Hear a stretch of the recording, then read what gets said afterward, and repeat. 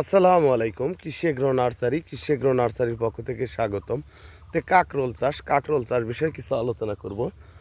আমার ঠিকানা হচ্ছে নাটোর জেলা বড়াইগ্রাম থানা, গ্রাম তালসো কুণ্ডুপাড়া। এগুলো কাকরোলের আলু বা কন্দ, মানে বিভিন্ন জন বিভিন্ন ভাষায় বিভিন্ন নাম দিয়ে থাকে।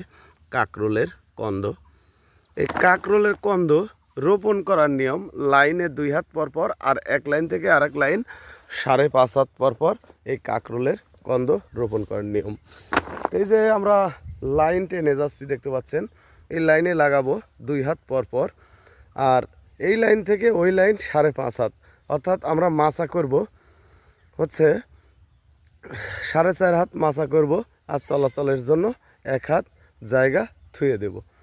তো ভিউয়ার্স, কাকরোল এখন বর্তমানে উপযুক্ত সময়। আপনারা যদি কাকরোলের আলু রোপণ করতে চান তাহলে আমাদের সাথে যোগাযোগ করতে পারেন। আমরা বাংলাদেশের প্রতিটি জেলায় সুন্দরবন কুরিয়ার সার্ভিসের মাধ্যমে এই কাকরোলের আলু সেল দিয়ে থাকি। আপনারা নিতে চাইলে অবশ্যই স্ক্রিনে দেওয়া নাম্বারে যোগাযোগ করবেন।